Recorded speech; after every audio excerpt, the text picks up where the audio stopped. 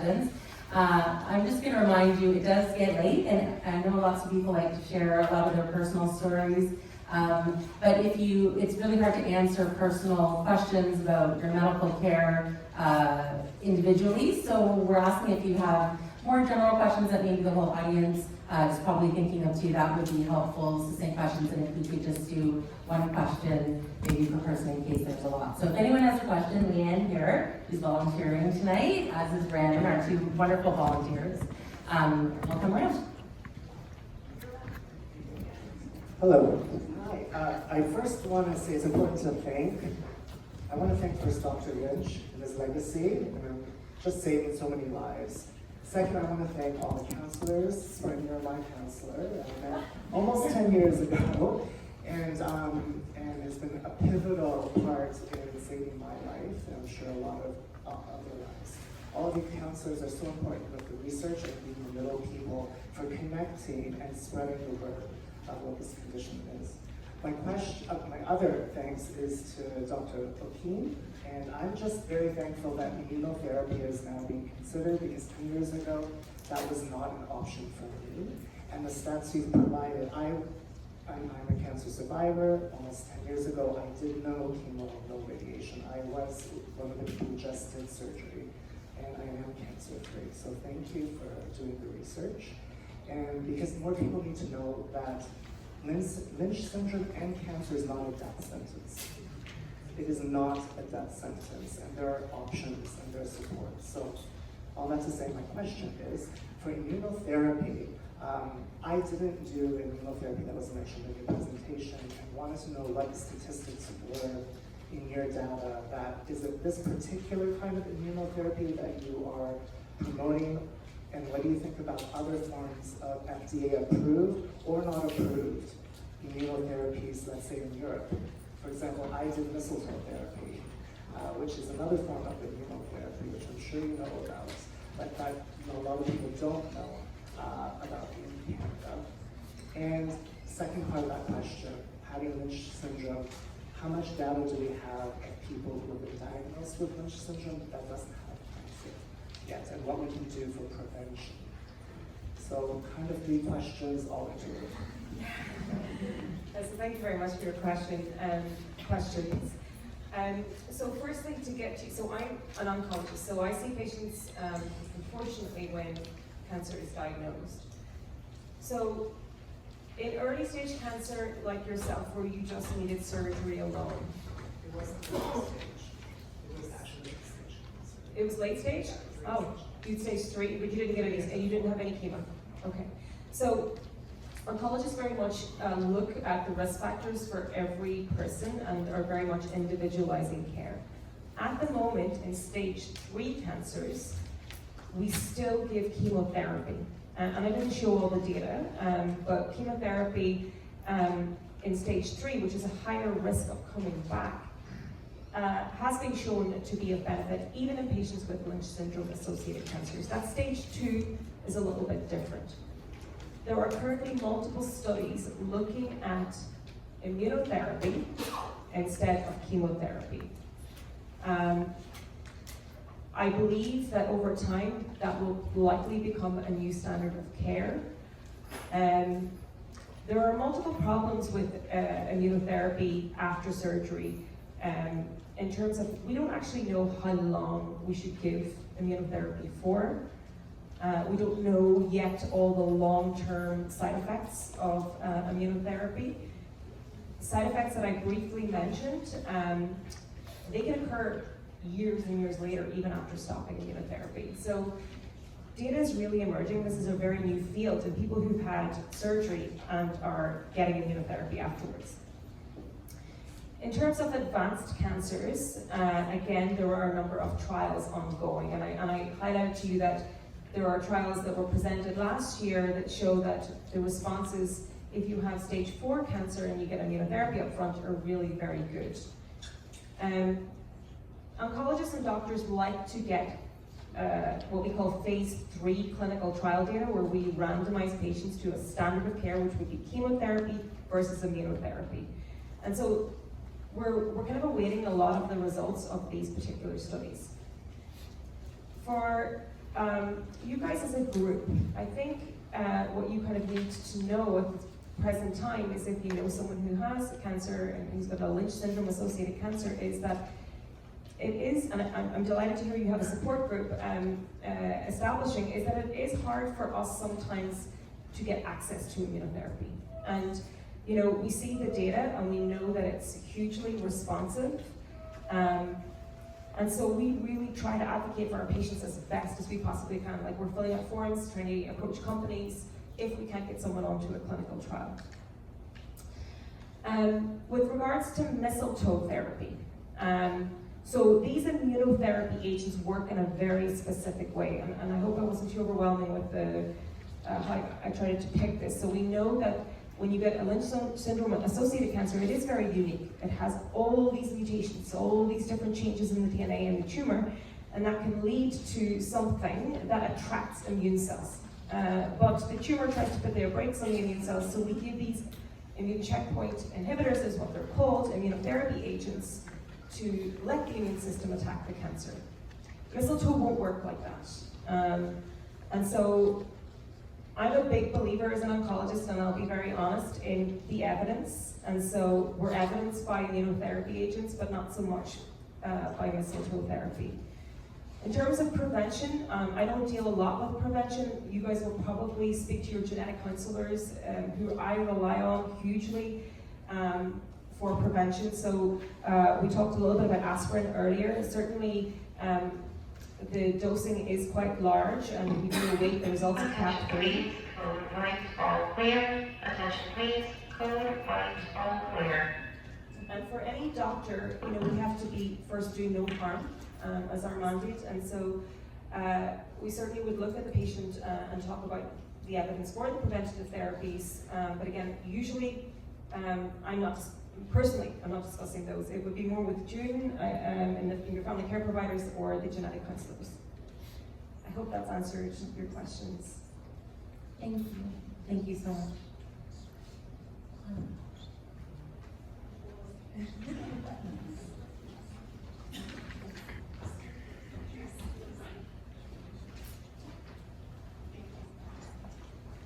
Hi, I had to write this question down in advance because it's a bit technical. With respect to constitutional mismatch repair that gentleman at the end discussed, is the issue at the gene level or at the variant level? I'm asking because both my husband and I both had Lynch. Our children, he didn't pass it on, I did. But it makes me think, when we were looking for prospective candidates, for children, etc., is it at the gene level or variant? Because if your variant is very rare, it reduces the risk, I guess, to a degree. Does that make sense?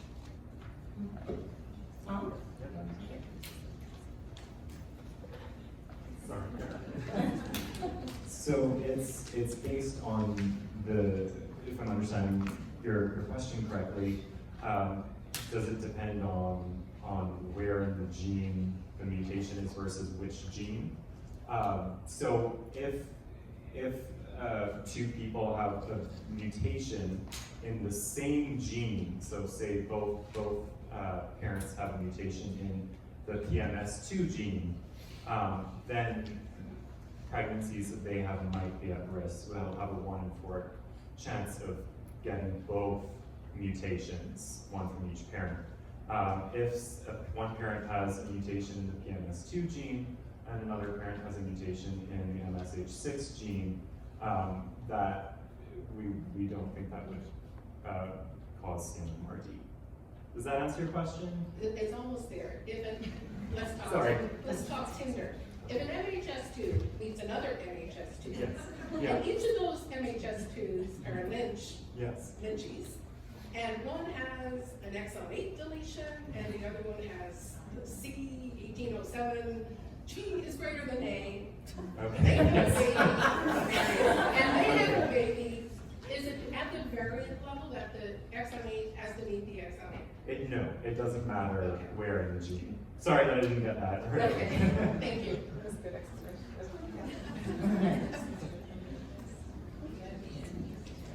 We should tell you too that CMMRD is not commonly associated with MSH2 mutations from both parents, we don't think that a baby would survive that because MSH2 is so important, and so is MLH1. So very, very few of our CMRD children have an MLH1.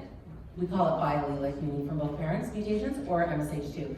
The bulk of our families, or the majority of our children with CMRD, have PMS2 mutations in both parents, and they inherited both, or MSH6 is the next one we see.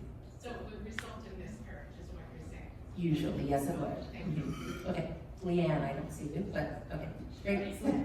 Yeah. Hi. We talked a lot about some of the preventative screenings that can be done, and really it's the colonoscopy that comes up to the top as being really one of the only procedures. Yet it shows that there's an increased risk, obviously, of like stomach cancer and small bowel cancer as well. Is there any reason why gastroscopy or endoscopies aren't part of that screening measure as well as the colonoscopy? We should pass it to Sarah, who's sitting 3-4 rows back. Dan, can you pass the microphone back to him? Dr. Sam Brar does our gastroscopies at the hospital, and he spoke 2 years ago about looking for gastric cancer, and he could probably answer that question. So, one of the hard things of proving screening works is to show if you screen a population and don't screen another population that the screened population survives better. And actually in gastric cancer, we don't really have that evidence anywhere for any gastric cancer. There are 2 countries in the world where there's a lot of gastric cancer, Japan and South Korea, and they screen their populations starting at the age of 45 because the rates of gastric cancer are much higher. And in those populations, the gastric cancers are earlier, and we think that the survival is better because of that. So if you apply that to Lynch patients, then it's likely that there might be some benefit. There was a study that showed if someone got a gastric cancer within 30 months of having a previous endoscopy, that it was going to be an earlier stage than if they had it longer than 30 months. And that's in the general population. Now, in the Lynch population, we don't know for sure whether or not it has the same accelerated process as colon cancer. So we don't have any evidence, and going to what Dr. O'Kane says, there's no evidence, but a lot of the worldwide organizations have recommendations, and the recommendations are that everyone with Lynch, especially with a family history or Asian descent, should have at least one GD. And if you are interested in that, you can talk to the genetic counselors, and I do them. The big question is whether or not we should follow up after that, and that's a very hard question to answer, and I think my personal bias is that we should, and so you won't find a recommendation to do that, but I often tailor follow-up. There's some families that have a lot of stomach cancer, and we think in those families, screening probably makes sense. Males tend to get it more often than females, and in Asian countries, Lynch stomach cancer is higher than regular stomach cancer. So in South Korea, even though it's the highest incidence worldwide by age, they have even a higher risk if you Lynch carriers. So Asian descent, East Asian descent, have a family history, and male, then you probably should have some surveillance, meaning not just the first endoscopy, but after that. So if you can't find a way of getting that done through your primary care physician or after discussions, then we're happy to discuss it and tailor. I mean, I have a couple of patients that we do yearly OGDs because the family history is so strong. And so, yeah, so there is not officially policies out there, but certainly I think there's something to be said. The microphone was cutting out a tiny bit, but basically he's saying we recommend a baseline upper endoscopy for everybody to look at their stomachs, to test for bacteria called H. pylori that can be a risk factor. And if you have family history of gastric cancer, or if you're of Asian descent, because there's higher risk from those countries, then maybe you need follow-up more than just a one-time only. And I would argue gene based on gene. And based on gene, yeah. Great, thanks. Yeah, I meant, so I just want to clarify the follow-up part. Yeah. And so, but that was answered. Great, thank you. I could maybe ask Dr. Carroll a question too. We get a lot of questions from patients about family care providers, and sometimes they don't know a lot about Lynch syndrome, or people are looking for family doctors and they're wanting to know how can they find a family doctor that has some familiarity with Lynch syndrome. We get that question a lot, so I'm posing it to you. Well, you can't find a family doctor that has familiarity with Lynch syndrome. It's just not. It's rare enough that it's not going to happen. I have one family in my practice, so most family doctors have a roster of about 2,000 patients, and I have one family. So you can't really, I'm not an expert on it from that one family, they taught me. So I think that's, I guess, why I was talking more about bringing some of the information, helping to educate the family doctor about the screening and what's appropriate. It's a problem with rare diseases. I mean, it's thought that 1 in 12 people in Canada have a rare genetic disease, but they're all different rare diseases, so somehow we have to learn about them and what to do with them. I mean, the comment that you just made about the screening gastroscopy, so that's a perfect example where it's not in the guidelines, but it's what you're doing. So, I mean, I refer to gastroenterologists thinking that should happen, and they say, no, there's no evidence. So it's not just your primary care provider that's the block there. Sometimes it's other specialists too. So I think it really helps if organizations like this and genetic counselors, I guess I can't speak strongly enough about the letters that the genetic counselors send to primary care providers. Because when you send a letter that says, here's the screening we recommend for this patient, we know from the research my team has done that family doctors really love those letters and use them and put them in the chart. So it's really helpful, that kind of screening, and I know you get a copy of those letters too, so they're very helpful to have to help educate your primary care provider. Okay, there's a question down here.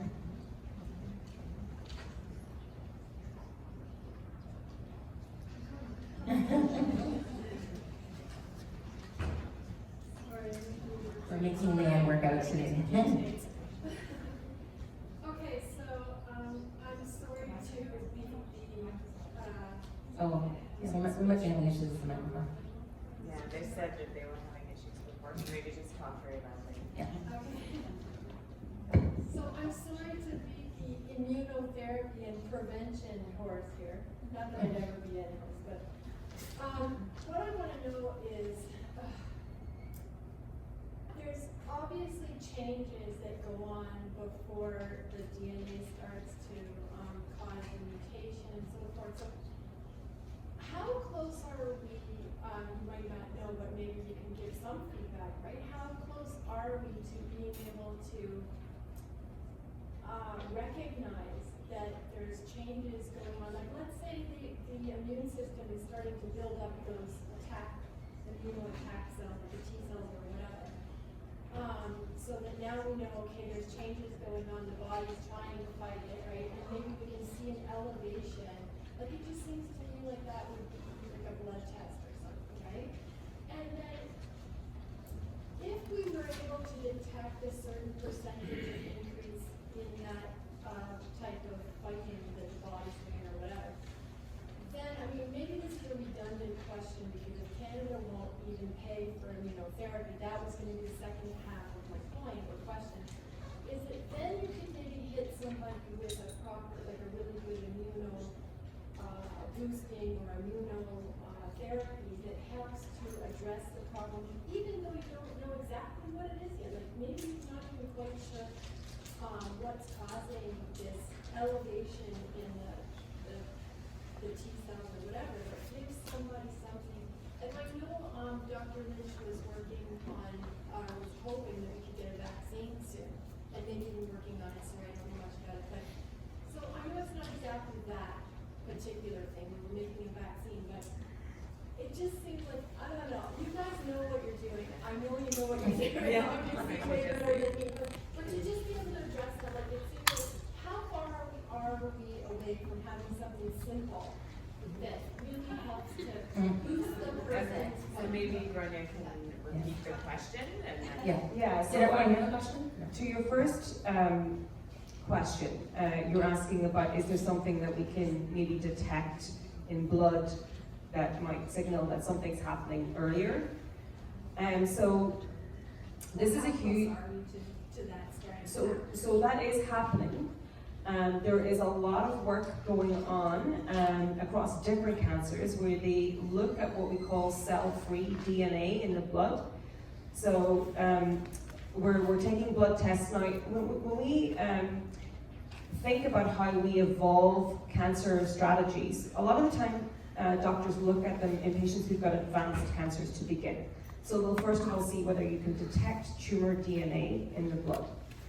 We can do that now. So we know that we can correlate outcomes with the amount of tumor DNA that is being shed into your blood system. It's quite a simple thought. If your body is producing more tumor DNA in the blood, then there's probably more cancer there.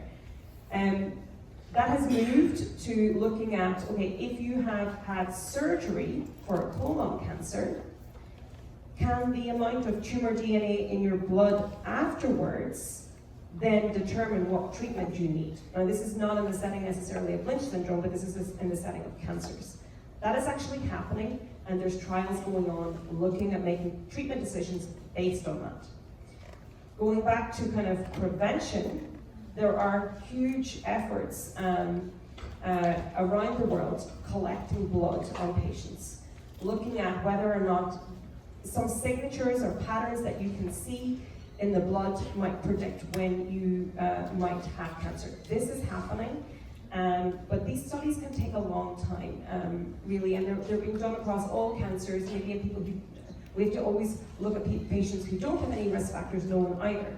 But there are huge efforts and registries across the world, and I think things are going to change very quickly. Things have changed hugely in like 5 to 6 years. But I know for patients at this point in time, that's not always useful. To your second question, so you mentioned about immunotherapy not being available in Toronto and Canada right now. I think that was part of your first question. As I said before, oncologists are finding this frustrating. I think as a group of people, you're very powerful as patients with Lynch syndrome to advocate for yourselves, and perhaps through patient support groups or patient groups that you can talk to governmental representatives or somebody about why, that we cannot get immunotherapy as per standard of care for certain types of tumors. Your second question, do you want to just maybe repeat that to me again? I think it was about preventative immunotherapy. Oh, preventative immunotherapy, vaccines, yes. So again, there is a lot of work being done in vaccine therapy. Again, a lot of patients, or a lot of our treatments are looked at in patients with advanced cancer to see how the vaccine might work. There are many studies looking at that right now. You're right, Henry Lynch was doing a lot of vaccine work. There was a lot of people doing vaccine work because we know that these mutations that come about in Lynch syndrome, they have very specific codes that can attract T cells, and you can use that for vaccine therapy, absolutely. These studies are ongoing, we're just not there yet. Do I think it's coming soon? I'd say, 5 to 10 years probably for preventative vaccine therapy. Kara, I thought maybe I could ask you a question as we sort of look for anyone else who has questions in the audience. Leanne, maybe you could find someone else. So Kara, sometimes...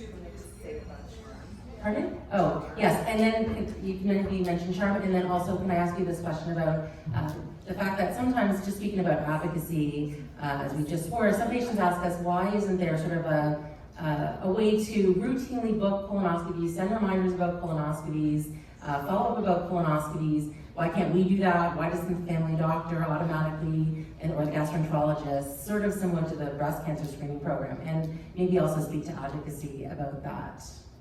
Right, yes. This is a question we get quite a bit. To compare, as Melissa just mentioned, in the world of breast cancer, there is the Ontario Breast Screening Program, which screens women who are at high risk for breast cancer based on family history or on their genetic status. And it is our hope that in GI cancer, we might eventually have a similar provincially funded program, screening program. But until that happens, it is difficult for us to arrange screening for every individual patient with Lynch syndrome in the registry. So although we're happy to make referrals when appropriate and provide information about appropriate screening, it's hard for us to follow up on a case-by-case basis and make sure that everyone's getting their correct screening at the correct time. So it is often quite self-directed, and patients become responsible for their own healthcare and screening and making sure that these things happen at the right time. But we're always happy to help guide through the process as well. But as a group of 100 plus Lynch syndrome patients in a room, it's an important message to get across that we would love to see a screening program like that happen for colorectal cancer, to make it standardized across the province, and to have funding in genetics clinics to be able to actually facilitate the screening for patients as we would like to, and we know that you would like us to as well. So if anyone has ideas and wants to be an advocate for something like that, it would be a good message to get through to Cancer Care Ontario, I guess. Also, as a follow-up to the question that you just answered, yes. So the CHARM study you might have heard of, we did send out a notice along with the announcement about the education night tonight that Dr. Raymond Kim, who's a clinical geneticist that we work with, is actually starting a study looking at cell-free DNA to try and see if blood tests on a regular basis annually might be able to detect an impending cancer before someone has symptoms. So he's looking at collecting blood samples every 6 to 12 months on patients with Lynch syndrome, as well as some other patients with, for example, with hereditary breast and ovarian cancer. So if you haven't heard about that study and you want more information, you can contact us. And I believe do we have information here? They were supposed to bring up they were drawing blood this afternoon, or tonight. They were supposed to bring up some consent forms, so maybe they'll be sent with the registration desk. If not, you can always ask her again. You can call or email us and we'll pass your information along to the study coordinator. So Leanne, I think there's somebody up there. Are you up? Okay. Okay. Hi, Kara. I have a question regarding testing of children. I do understand the recommendations for screening are for adults. However, I think as probably many parents in the audience, you are also very concerned that you kind of want to know.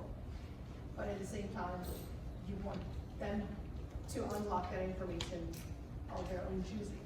So it's kind of it's sort of a conflicting situation. But at the same time, I wonder, because my mutation was diagnosed as a complete fluke, and as you know, we are entering this brave new world where a lot of us are going to increasingly have the diagnosis of a hereditary mutation without a compelling family history, or without even having cancer. So I think this is a very important issue, and I want to know what's going on with my children so that I can make appropriate arrangements for them as they reach adulthood. But at the same time, I want their confidentiality to be protected so that they can unlock that information when they know. So I want to know, you guys as experts, what you think about that, and whether in your circles this has been a discussion at any point. So you're wondering about testing children? So I essentially want to test my children so that I know, but I don't want them to know, nor do I want anyone else to know. Yeah. Okay, thank you. So Kara? That's a tough one. I have been asked that by other patients as well. It's tough because as a parent, anything hereditary comes with the knowledge that you might have passed this along, and it can be tough knowing that. But I guess the question is, would you do anything or treat your children any differently, or do anything different in terms of their medical care, knowing that information now? And the answer is, I would. We're also bound by ethical guidelines, and we're given very strict guidelines on who's allowed to have genetic testing. The only time you're allowed to test a minor is if you can change their health because of it. In other words, you have to begin screening as a minor, or you have to introduce some sort of treatment as a minor. If you don't have to do that, then the child has the right to make their own mind up when they turn 18. It's not the parent's decision, and that's why we're not allowed to test minors, because we can't step on their own rights as much as sometimes maybe we want to, because there is no intervention for a minor. The only exception to that is if there is someone with colon cancer in the family younger than age let's say 28, that we have to start scoping them younger than age 18, then we need to do testing younger because we need to do an intervention. Other than that, we're bound by the legal and ethical laws that we're given, so we're actually not allowed to do it unless there's a reason for intervention. I knew that was going to be the answer too. Yeah, but we do hear it a lot that people want to do it. Yeah, in ethics, there's that say patients have the right not to know as well, so not everyone might choose to be tested or not. Sorry? I'm really sorry. I have to go. I also have 3 kids and a baby, and I'm flying to Barcelona tomorrow. My husband actually is ready to divorce me at this point. So I don't know if anyone has any kind of burning questions for me. I'm really Can I get sorry. one more? Is there any other questions for Dr. O'Kane? Or can we let her go home to her babies? And yes, thank you. Thank you so much for talking to me. Do we have 1 or 2 more questions we could take before so Leanne can have? 2 very quick questions. I was identified as an MSH6 with neither of my parents or any of my family members having it. Wondering if anything's changed. Has any more people like myself come up? And my second part of my question was any correlation between Lynch syndrome and celiac disease or lactose or gluten issues. Can I just clarify, when you say you have an MSH6 mutation, were your parents both tested and they do not have them? That is correct. So you're what we consider de novo, a brand new mutation arose in you that was not inherited. Who wants to, Tom, you want to take that one?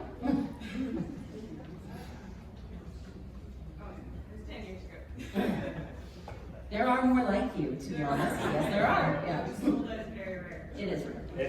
That is the answer to the question. It is very rare, but we do sometimes see someone being the first person in their family to have a gene change not seen in their parents. I don't have specific numbers. I don't know if anyone else has. It's exceedingly rare in Lynch syndrome. It's not rare in some other syndromes, but exceedingly rare in Lynch syndrome. And one of the things maybe I shouldn't say. Well, I'll say. But sometimes when we see that, do you know what I'm going to say? Spring's going to say it. You want to say it, Spring? Sometimes when we see that. Potential non-paternity. Yeah. Yes. So we're not that critical of you.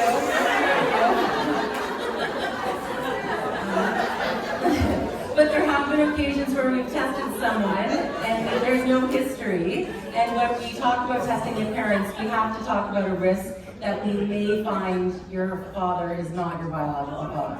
And so I'm not saying after you, this is a real thing, mutations happen.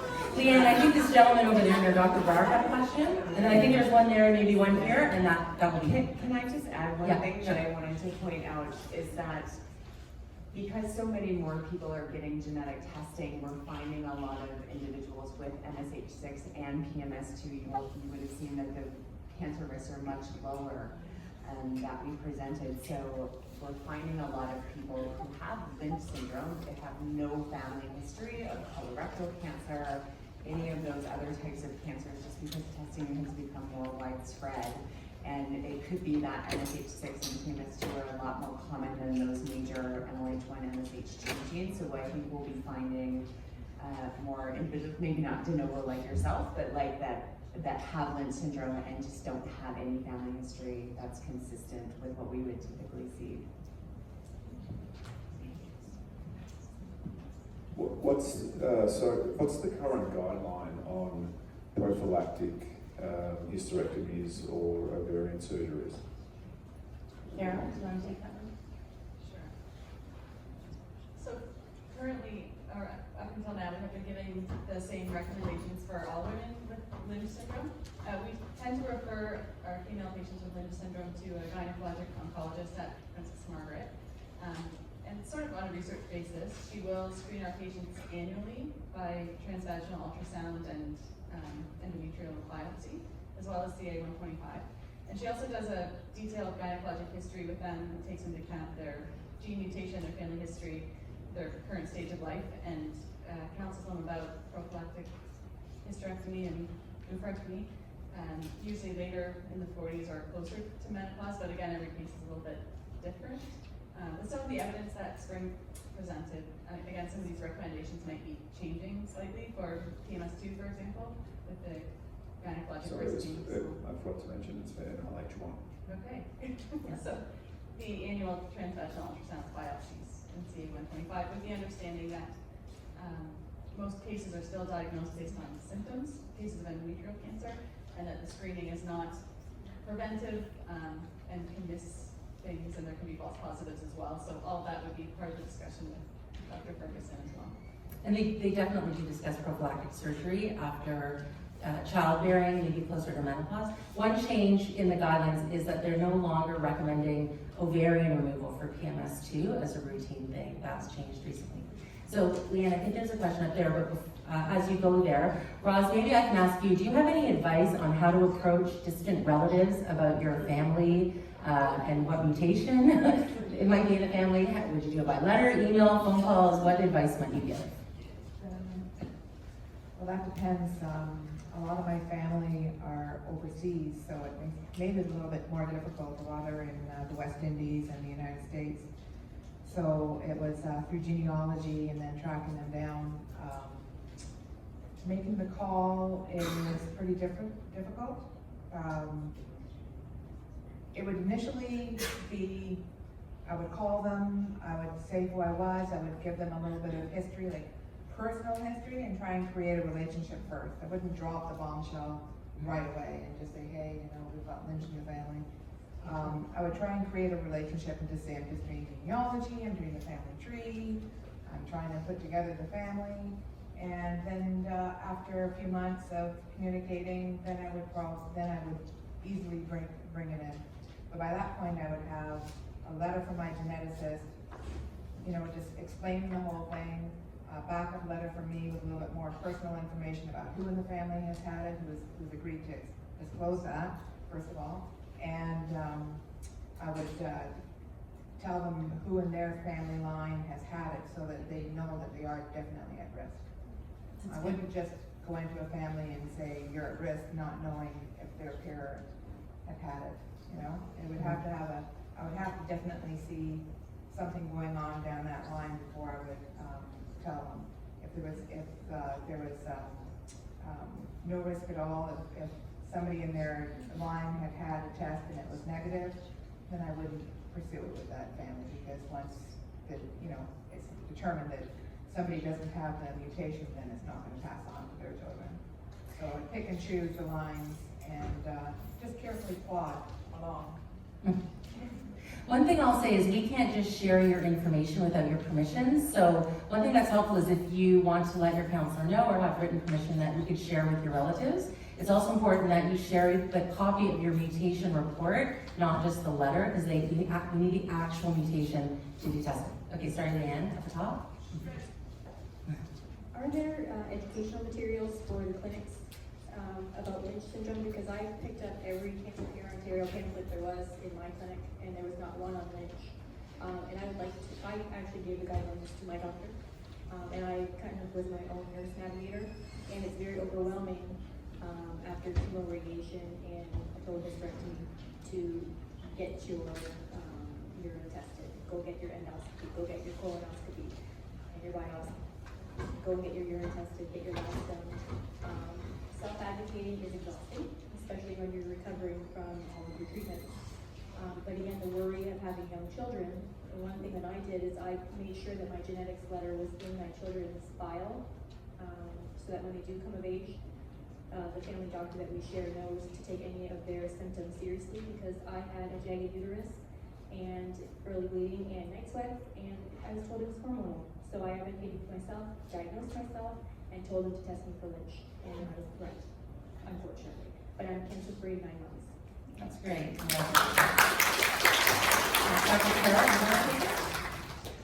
Thank you for that story. It's always sad to hear those kind of stories. So part of what I'm trying to do is to educate primary care providers in Canada about things like this.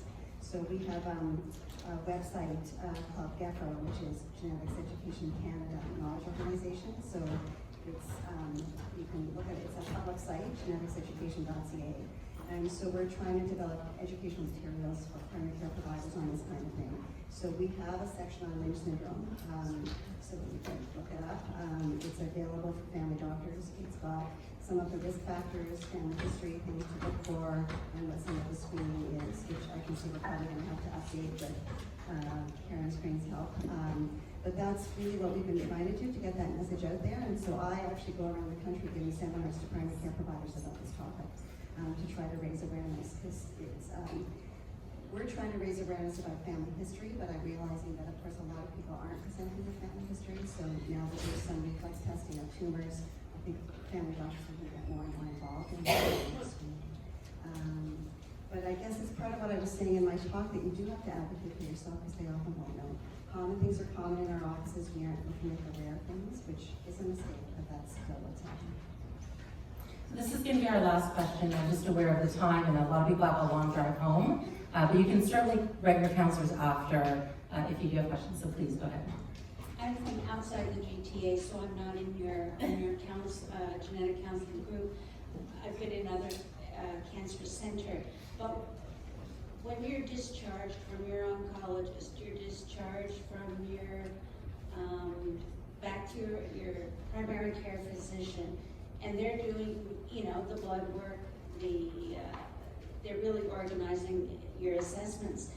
Who do you touch base with to find out, like, do you call your genetics counselor and say, okay, it's been 5 years, what's new, what's different? Do my guidelines change? Who do you call? Like, my oncologist wouldn't remember, and doesn't know what's happened. So I'm not sure who is the person one should talk to get the information to help you and your family physician navigate the system. Spring, do you want to answer? So I think you might already be in the right place. So that's one of the things that the registry does here, with the reason that we put on these education nights and send out updates and newsletters to everybody here. You're right, usually you go and see a genetics clinic, you see them for pre-test, you see them for post-test, and they dismiss you into your family doctor. You can always be referred back to your original genetics clinic, because you're right, things change drastically over time. Even though you've been seen at other clinics, usually all of us counselors here at Mount Sinai are very open to, and you've been assigned to somebody, one of us, as part of the research. We're always open to seeing people back, having even just phone conversations to say, what's new with screening? Is there new testing? My kids are now 18. Can we bring them in? That sort of thing. So you always have us to come to, but you can be referred back to your original clinic, and they should be able to see you again to give you a new screening recommendation. That's great, thank you. Well, I'd really like to thank our speakers so much for your time and effort. I'd like to thank our volunteers for everything you do every week that you come. We have volunteers that will really come every week, and for all your help tonight, thank you. And of course, to all of you who've stayed and have come out year after year, we